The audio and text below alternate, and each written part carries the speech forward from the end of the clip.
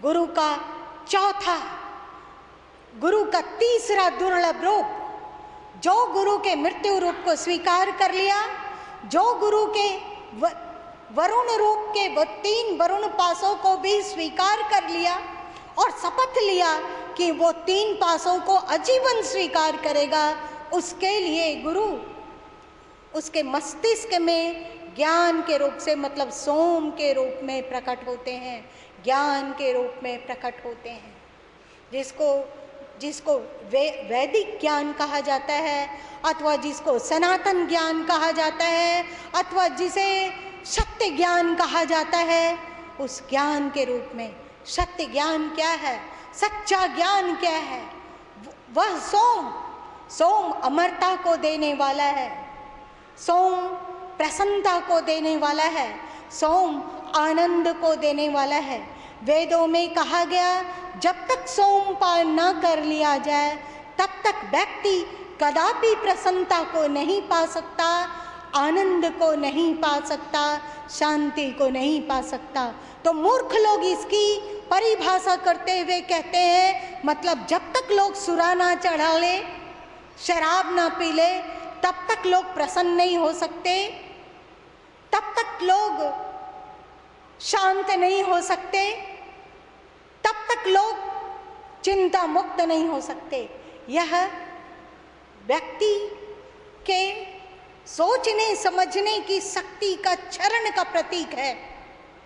सोम कहा गया, ज्ञान को कहा गया वेदों में कि जो सोम रस का पान करता है वो सदा रहने वाले आनंद, प्रसन्नता और शांति को प्राप्त कर लेता है। यह सोम गुरु का ही तीसरा रूप है।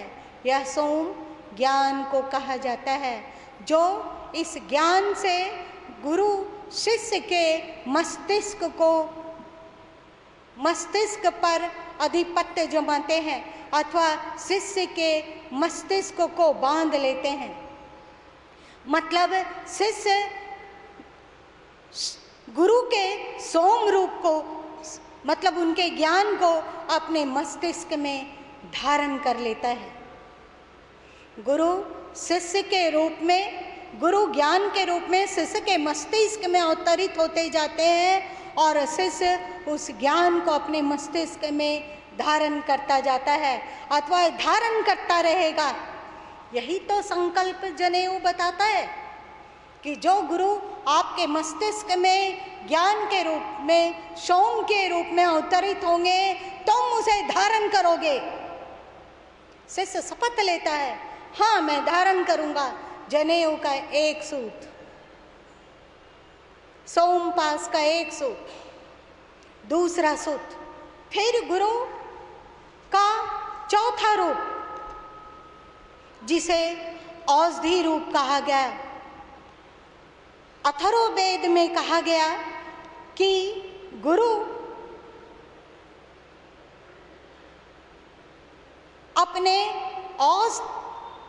अपने चौथे रूप औषधि के रूप से शिष्य का हृदय बांध लेना चाहते हैं, अथवा बांध लेते हैं।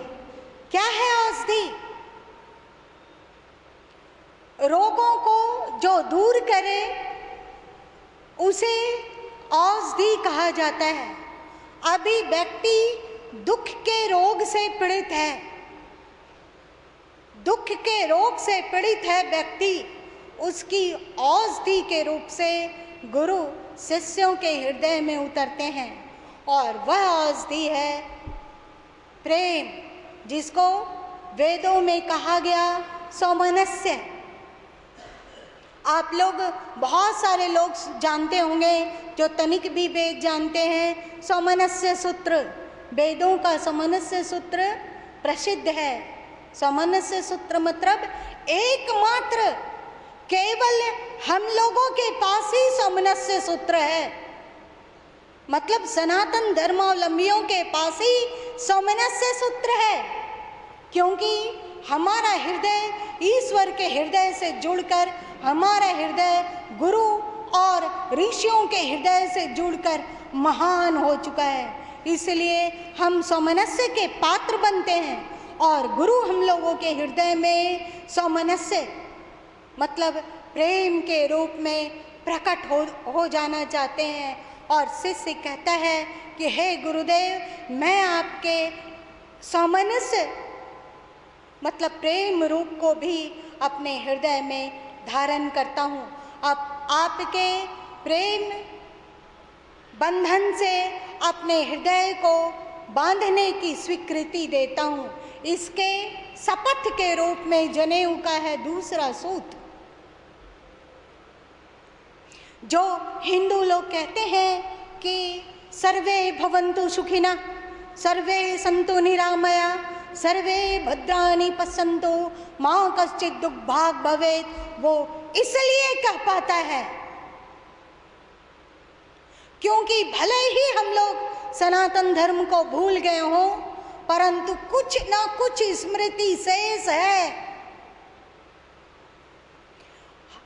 हिंदू कहता है कि वसुदेव कुटुंबकम मतलब सभी वसुधा के प्राणी एक परिवारी है। हिंदू ही कह सकता है कि सभी धर्म तो बराबर होते हैं। आप अभी सनातन धर्म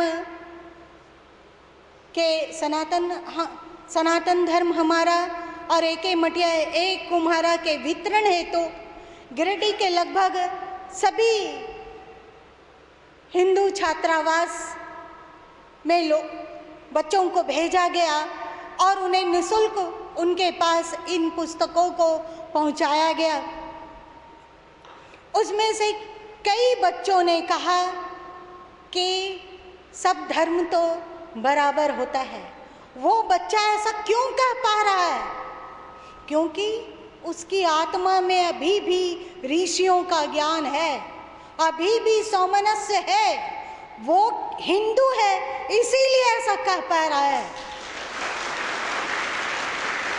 जबकि जैसे सभी धातुएं बराबर नहीं होती, भले ही सभी धातु धरती के नीचे से निकलती है, परंतु सभी धातु बराबर नहीं होते। लोहा, तांबा, अब्रक, सोना, चांदी सब धातु के ही अंतर्गत आते हैं, पर सभी बराबर नहीं होते। जैसे हम लोगों की पांचों उंगलियां बराबर नहीं है, जैसे आसमान में जितने भी तारे हैं उन सब की बनावटें भिन्न भिन्न है। जैसे सूर्य की चारों ओर 9 ग्रह परिक्रमा कर रहे हैं, परंतु ये 9 ग्रह भिन्न भिन्न है। उसी तरह सभी धर्म भी भिन्न भिन्न होते हैं, एक नहीं हो सकते, एक हो ही नहीं सकते।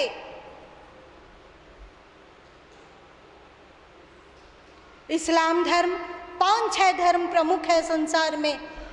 इस्लाम धर्म, यहूदी धर्म, ईसाई धर्म, पारसी धर्म और सनातन धर्म। इन पांचों धर्मों में इन पांचों धर्म कदापि बराबर नहीं है, समान नहीं है। ये पांचों वैसे ही है जैसे कोई अभी मात्र कोयला बन के रहे हैं, वे अनादि काल तक धरती के नीचे गड़े गड़े हो सकता है कि किसी दिन हीरा के रूप में परिणत हो जाएं, परंतु अभी वे कोयला हैं। एकमात्र सनातन धर्म ही ऐसा है जो हीरा के रूप में पूर्ण विकसित होकर प्रकट हुआ है, और बाकी सभी अभी कोयला हैं। जो हो सकता है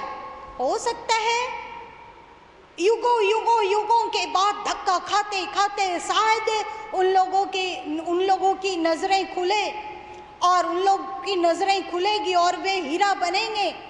तो हीरा बनेंगे तो उसी मार्ग से बनकर वे हीरा, उसी मार्ग में चलकर वे हीरा बन सकेंगे। जो हीरा आज बन गया वो धरती के नीचे जितना दाब सहा, जिस वातावरण पे वो रहा, जिस ताप को वो सहा, उसी मार्ग से जब दूसरा कोयला भी चलने के लिए तत्पर होगा तब वह कभी हीरा बन सकेगा। उसी तरह बाकी धर्म जो हैं, लोग कहते हैं आप इन सब बातों को क्यों बोलते हैं। मैं कहती हूँ मैं क्या करूँ, मैं तो बोलती नहीं हूँ, कोई बोल देता है मेरे मुंह में बैठकर। लेकिन मैं आपको बता दूँ, जो भी कहो, जो मेरे हृदय में उत्पन्न हो रहा है, मैं उसे अपने भीतर तक ही नहीं रखूँगी। एक दिन इस्लाम, ईसाई, पारसी, यहूदी भी अवश्य ही हीरा बन सकते हैं, लेकिन अंततः उन्हें सनातन धर्म के मार्ग से ही गुजरकर वहां तक पहुंचना होगा। और तब वे भी, मैंने अभी 2-3 दिन पहले जब मैं सत्संग कक्ष में आई तो किसी बात को लेकर चर्चा चल पड़ी, तो थोड़ी सी मुझ में गर्मी आ गई। गर्मी मतलब जोश। मैंने कहा कि अभी मैं जब कमरे में थी तो मेरे मन में एक विचार आ रहा था, एक चिंतन चल रहा था। जब मैं अपने एकांत कक्ष में थी तो अंदर में एक चिंतन उत्पन्न हुआ कि कह दो लोगों से कि वे सावधान हो जाएं। कह दो लोगों से कि वे सावधान हो जाएं। उनके हाथ में सनातन धर्म का अमृत है, अमृत। वे भूलकर किसी के बहकावे में आकर और सभी धर्मों को समान जानकर ऐसा ना हो कि वे अमृत रस को छोड़कर लौकी मिर्ची का शरबत को थाम ले हाथ में और उसको कहने लग जाए कि पे तो सब एक ही होता है, जैसे अमृत का पे वैसे ये लौकी मिर्ची का पे। लौकी मिर्ची छोटी छोटी होती है, बड़ी जहरीली तीती होती है, बहुत तीखी। आप लोगों को क्या पता है, आप अभी कह सकते हो कि सभी धर्म बराबर है। क्यों कह पाते हो? क्योंकि अभी तक आपके भीतर आप कितना भी, अभी मैं मेरे आश्रम में कुछ जो भवन निर्माण में कार्य कर रहे हैं मिस्त्री भाई लोग, अथवा जो यहाँ पे सेवा कार्य में मजदूर की सेवा कर रहे हैं, वे अपने को भले ही मजदूर और मिस्त्री समझते हो, पर मेरी दृष्टि में तो वे मेरे परिवार ही हैं। मैं कभी भी किसी को भी विभेद की दृष्टि से नहीं देख पाती। ऐसे ही मैंने उन लोगों से पूछ लिया कि क्या तुम लोगों के घरों में रामायण है, रामचरितमानस है? तो उन लोगों ने कहा है। तो हमने कहा क्या कभी तुम लोग उसे पढ़ते हो? तो उन लोगों ने कहा कि आज के समय में कौन रामायण महाभारत इत्यादि पढ़ता है, कोई पढ़ता नहीं है, परंतु घर में है। मैं उस समय केवल मुस्कुरा के रह गई। भले ही वे रामायण नहीं पढ़ रहे हो, भले ही वे गीता नहीं पढ़ रहे हो, भले ही वे वेद नहीं पढ़ रहे हो, परंतु अभी भी उनके भीतर सनातन धर्म का ज्ञान जीवित है।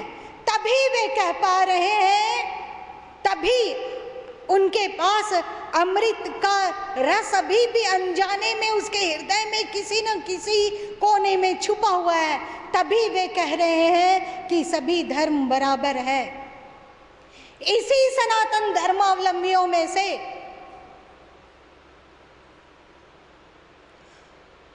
हम लोगों के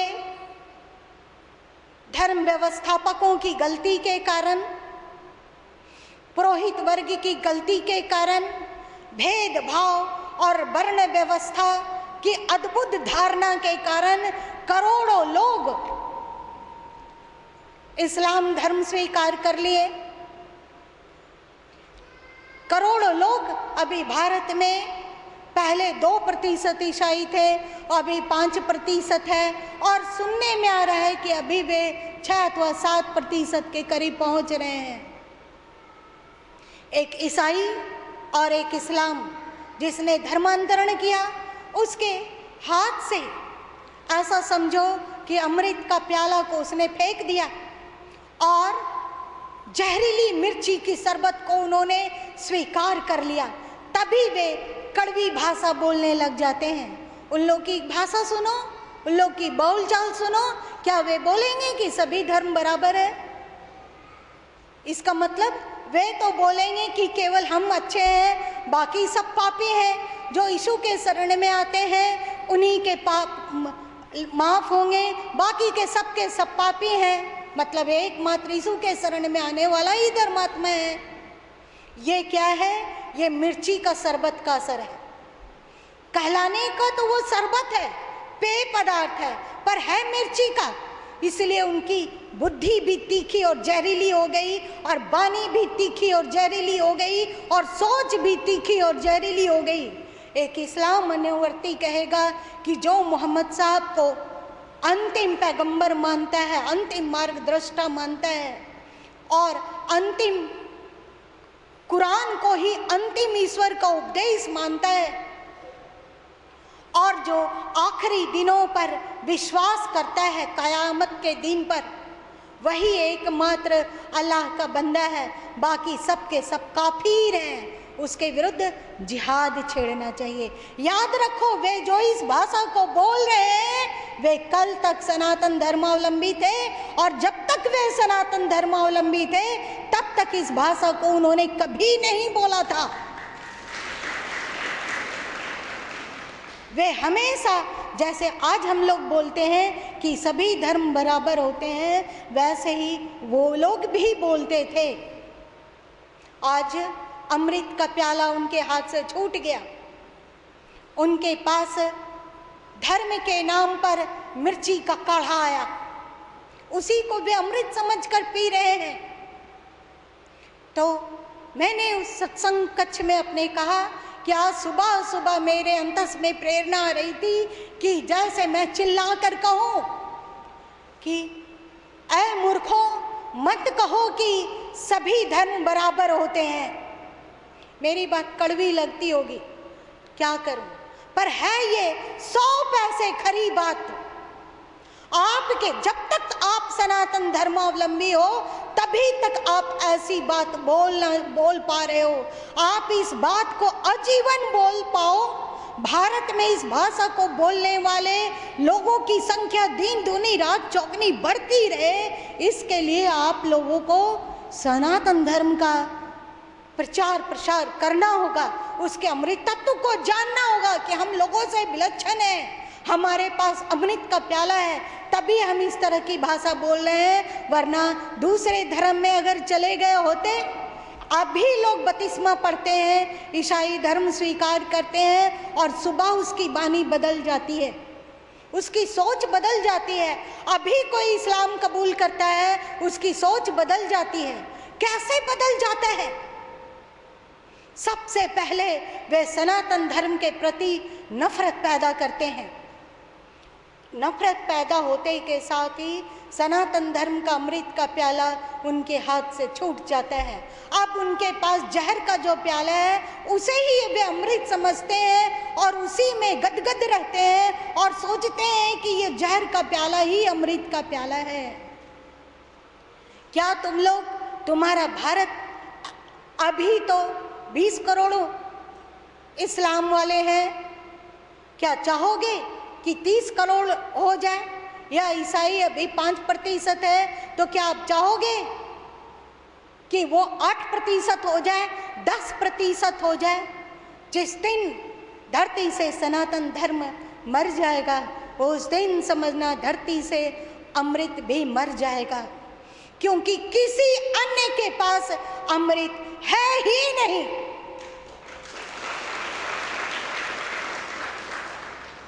अमृत आपके पास है, इस बात को समझो। और अब डंके की चोट से कहो कि तुम लोगों के पास, तुम लोग यदि कोयला हो तो हम लोग हीरा हैं, तुम्हारे पास यदि मिर्ची का कड़ा है तो मेरे पास अमृत का प्याला है, मेरे पास सत्य ज्ञान है। और वरुण पाश के अंतर्गत हमारे हृदय को ऋषियों ने सौमनस्य से, मतलब प्रेम से तरोतर का किया है, तभी हम कह पाते हैं कि सर्वे भवन्तु सुखिनः, तभी हम कह पाते हैं वसुदेव कुटुंबकम, और तभी तुम्हारे देश में धर्मनिरपेक्षता का साम्राज्य है। तुम कहते हो कि धर्मनिरपेक्षता बचाना चाहिए, भारत धर्मनिरपेक्ष है, भारत धर्मनिरपेक्ष है। यदि तुम चाहते हो कि भारत धर्मनिरपेक्ष बना रहे तो सनातन धर्मावलंबियों को शक्तिशाली बनके उभरना ही होगा, क्योंकि एकमात्र सनातन धर्मावलंबी ही धर्मनिरपेक्ष सरकार को स्वीकार कर सकती है और चुन सकती है और इसको ढो सकती है, मान सकती है। दूसरे लोग, अब देख लो, जहाँ सनातन धर्मावलंबी नहीं है, जहाँ दूसरे धर्मावलंबी हैं, कहाँ पे धर्मनिरपेक्ष है? भले ही अमेरिका और ब्रिटेन कहता हो कि वह धर्मनिरपेक्ष है, परंतु वहाँ भी एक राष्ट्र धर्म है। पर अगर आपके देश में कोई कहता हो कि सनातन धर्म को राष्ट्र धर्म बनाना चाहिए, तो अनेक सनातन धर्मावलंबी ही उठकर खड़े हो जाएंगे और शोर मचाएंगे कि नहीं, एक धर्म विशेष को राष्ट्र धर्म नहीं बनाया जा सकता है। अभी गीता को राष्ट्रीय ग्रंथ बनाने की बात आई तो बहुत सारे सनातन धर्मावलंबी ही उठकर खड़े हो गए कि भारत में तो अनेक ग्रंथ हैं। अरे उन पागल नेताओं को कौन समझाए कि अरे बाबा, धरती पर बहुत सारे ग्रंथ हैं, पर जो ग्रंथ भारत भूमि में पैदा हुए हैं वो भारत का राष्ट्र ग्रंथ नहीं बनेगा। तो क्या कोई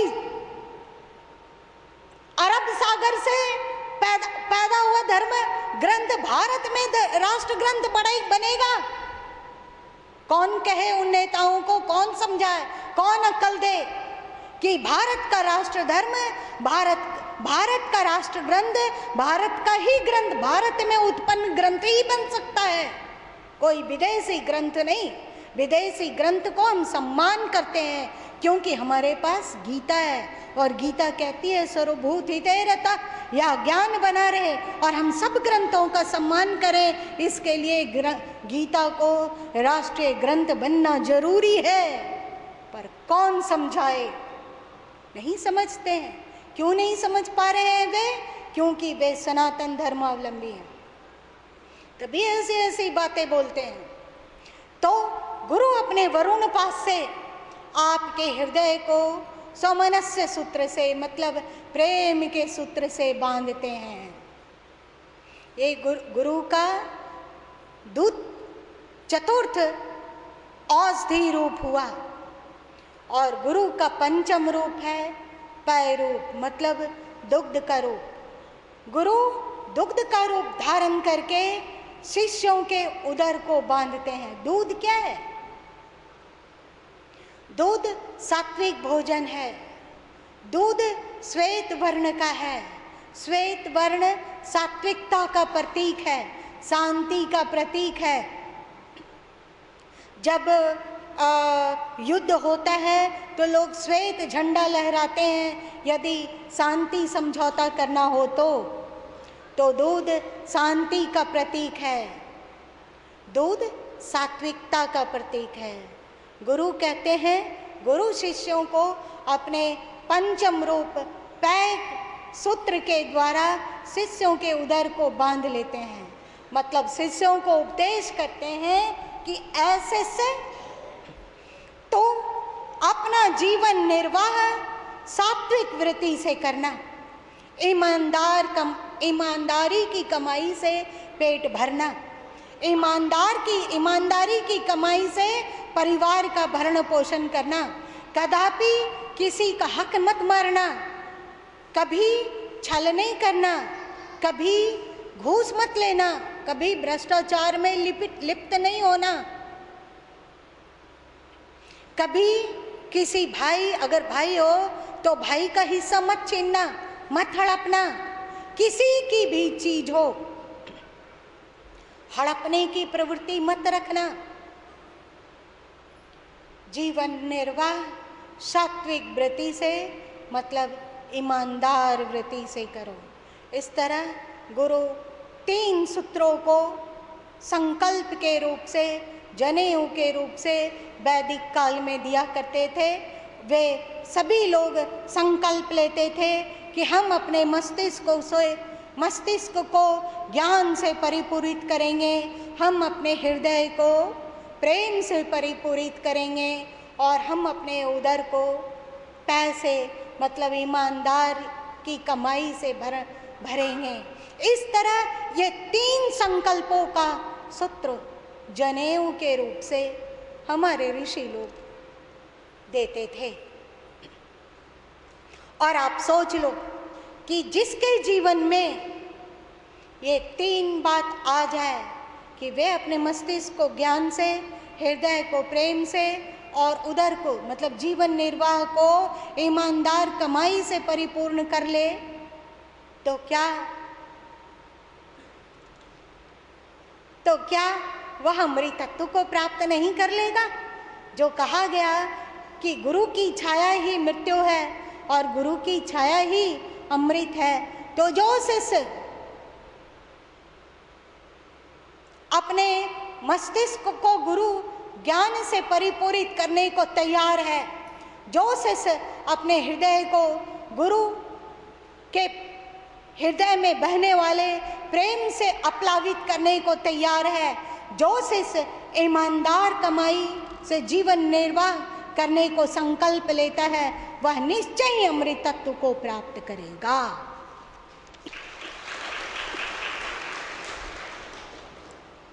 पहले के समय में जनेऊ का धागा दे देकर वरुण पास के द्वारा सभी लोगों के गले में ये वरुण पास डाला जाता था और सभी लोग संकल्प और शपथ लेते थे कि वे ज्ञान, प्रेम और ईमानदार की कमाई से ही जीवन को आगे बढ़ाएंगे। अपने जीवन में ज्ञान को, प्रेम को और ईमानदार की कमाई को ही भरेंगे।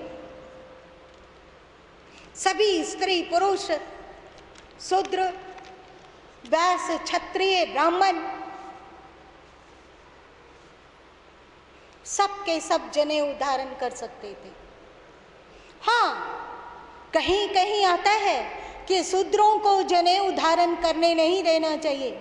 वहाँ पर यह भी आता है कि शूद्र अपने कर्मों के द्वारा, वेदों में यह भी आता है कि शूद्र अपने कर्मों के द्वारा ब्राह्मणत्व को प्राप्त कर सकता है, और जब वह ब्राह्मणत्व को प्राप्त कर ले, क्षत्रियत्व को प्राप्त कर ले, वैश्यत्व को प्राप्त कर ले, तो वह भी जनेऊ धारण कर सकता है।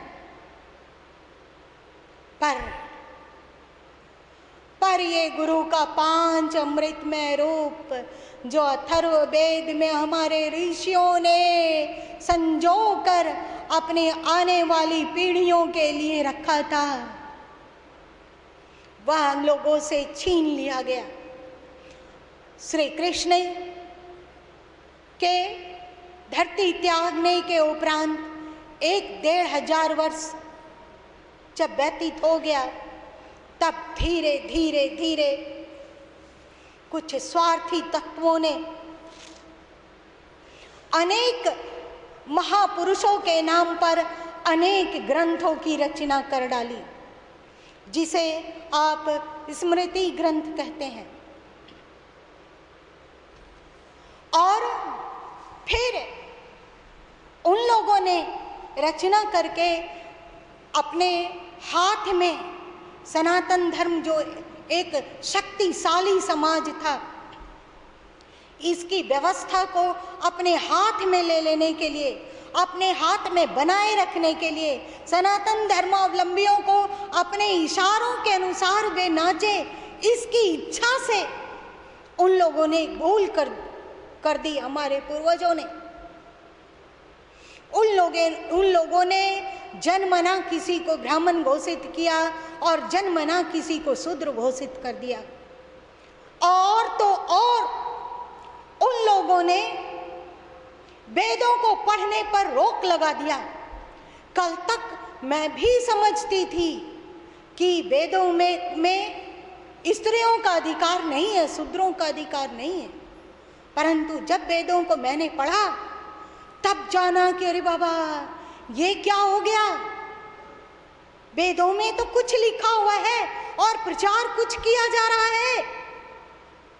कौन प्रचार कर दिया कि स्त्रियों को वेद नहीं पढ़ना चाहिए, शूद्रों को वेद नहीं पढ़ना चाहिए, जबकि वेदों में स्वयं लिखा हुआ है कि स्त्री, पुरुष, वैश्य, क्षत्रिय, ब्राह्मण, शूद्र सभी वेद को पढ़ने के अधिकारी हैं। सब के सब वेदों को पढ़ें और ज्ञान प्राप्त करें और दिनानुदिन शूद्रत्व से, जन्मना शूद्र जायते, जन्म से तो सबके सब शूद्र हैं, तो वह शूद्रत्व से ऊपर उठकर वैश्यत्व को, वैश्यत्व से ऊपर उठकर क्षत्रियत्व को, और क्षत्रियत्व को से ऊपर उठकर ब्राह्मणत्व को, और ब्राह्मणत्व से भी ऊपर उठकर परमात्म तत्व को प्राप्त हो। यदि कोई ब्राह्मण अथवा वैश्य अथवा क्षत्रिय बनकर भी परमानत्व परम तत्व को प्राप्त करना चाहे तो प्राप्त कर सकते हैं, पर उसके लिए वैदिक ज्ञान जरूरी है। शूद्र भी परम तत्व परमात्मा को प्राप्त कर सकते हैं। इन सब बातों को हटा दिया गया। अब एक आधी जनसंख्या, सनातन धर्म के आधी जनसंख्या औरतों को वेद पढ़ने से वंचित कर दिया गया। उसके बाद जो 50% बचे पुरुष लोग, उसमें से भी 40-50% को अछूत और शूद्र कहकर उन्हें भी वेद पढ़ने से वंचित कर दिया गया। अब बच गए मुट्ठी भर लोग। अब वे लोग क्या करेंगे? उन मुट्ठी भर लोगों में से भी कुछ लोग ही वेद पढ़ें और अपने मनमानी तरीके से बाद के स्मृति ग्रंथों को रच रच के गढ़ के उटपटांग चीज लोगों के दिमाग में भर दिया और लोगों को कहा कि वो अछूत है और सदैव अछूत ही रहेगा, वो स्त्री शूद्र है, शूद्र तुल्य है स्त्री, इसलिए वह कभी भी वेदों का अधिकारी नहीं बन सकती। ऐसे बहुत सारे धर्माचार्य भी कहते हैं। तो क्यों नहीं स्त्री तत्व भड़केगी? क्यों नहीं शूद्र लोग भड़केंगे? वे क्यों नहीं कहेंगे कि हमें अगर मंदिर जाने को रोक है, यदि हम वेद नहीं पढ़ सकते हैं, अगर हम अशुद्ध हैं, अगर हम नीच हैं, हमारी छाया से भी लोग छुआ जाते हैं, तो उससे अच्छा है कि हम दूसरे धर्म में चले जाएं। हमारे पूर्वजों की मूर्खता के कारण हमारे भाई बंधु बहुत से लोग धर्मांतरण किए। आज भी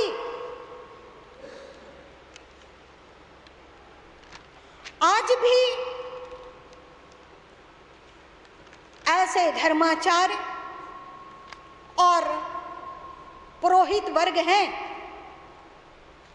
जो जितने भी सनातन धर्मावलंबी हैं, उनके मरनी में, मरण काल में, विवाह शादी कराने के समय में, अथवा कोई पूजा पाठ कराने जाते हैं, तब वे एक मंत्र बोलते हैं। वह मंत्र है नमो ब्रह्मण्य देवाय, नमो ब्रह्मण्य देवाय गो ब्राह्मण हिताय च। परमात्मा को नमस्कार है जो गाय और ब्राह्मणों के हितकारी हैं। अरे बाबा, क्या हम परमात्मा के संतान नहीं हैं? उस परमात्मा से हमको क्या लेना देना? जाए केवल गाय लोग ही उस परमात्मा को भजेगा और केवल ब्राह्मण लोग ही भजेंगे? हम लोगों को क्या है? गो ब्राह्मण हिताय च, रामचरितमानस में भी कहा गया, धेनु विप्र गौ और ब्राह्मण की रक्षा के लिए परमात्मा अवतार लेते हैं। हमने तीसरी आंख में लिखा है कि एक व्यक्ति ने हमसे पूछ दिया, एक सैनिक था, वो आया था तो उसने पूछा कि हम उन्हें क्यों माने, वो तो केवल ब्राह्मणों और गौओं के हितकारी हैं, हम लोगों के लिए क्या? आज भी ये व्यवस्थावादी धर्माचार्य लोग अपनी मुट्ठी से जो थोड़े से सनातन धर्मावलंबी बचे हुए हैं, वहां पर भी अपने झंडा गाड़ते रहते हैं। वे कहते हैं नमो ब्रह्मण्य देवाय गो ब्राह्मण हिताय च, और सबके सब हम लोग भी उनके हाथ से जल लेते हैं और हवन डालते हैं और कहते हैं हाँ गो ब्राह्मण हिताय च, परंतु वेदों में ऐसा नहीं लिखा हुआ है। वेदों में ऐसा नहीं लिखा हुआ है, तो ये लोग लाएं कहां से? सनातन धर्म के नाम से ये लोग क्या क्या परोसेंगे, और सनातन धर्म के नाम से सनातन धर्मावलंबियों को ही सनातन धर्म के ज्ञान से कब तक वंचित रखेंगे? सनातन धर्म में ये नहीं लिखा हुआ है। आप लोग जानते हैं गीता के पहले अध्याय के 40वें श्लोक में अर्जुन कहता है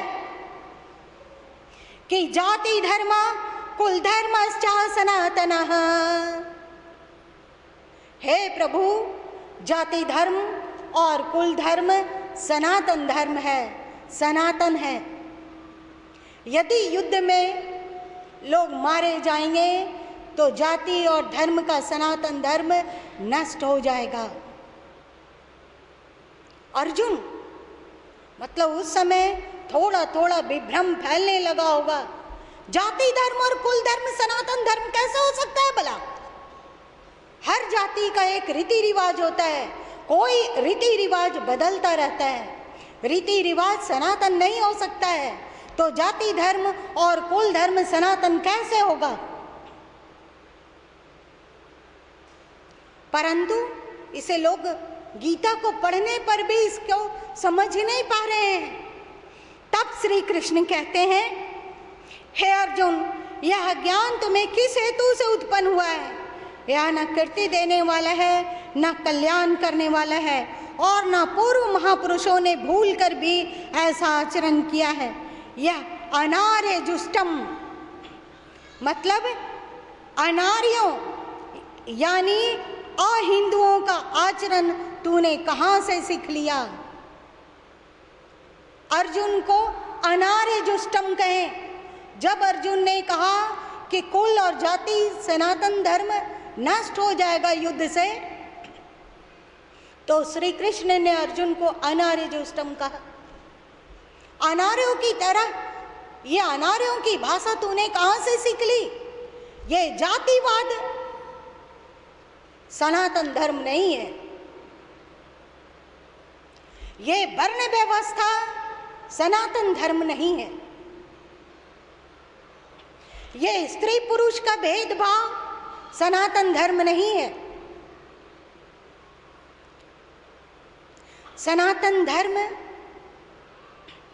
क्या है, उसको जानने से पहले हम जाने कि जब कुछ धर्माचार्यों ने और कुछ पुरोहित वर्ग ने समाज में स्त्रियों को जनेऊ पहनने से वंचित कर दिया, शूद्रों को जनेऊ पहनने से वंचित कर दिया, वैश्यों को कभी कभी जनेऊ दे दिया जाता था, मात्र ब्राह्मण और क्षत्रिय लोगों की बपौती जब बन गई, लोगों ने प्रस्तुत किया कि जनेऊ मात्र ब्राह्मण और क्षत्रियों की बपौती चीज है, तब कुछ संत लोग भारत भूमि पर अवतरित हुए और उन लोगों ने सोचा मूर्खन से रहिए झकमारी, इस मूर्खों से वाद विवाद कौन करता है। तो जनेऊ के समकक्ष उन लोगों ने कंठी का प्रचलन किया।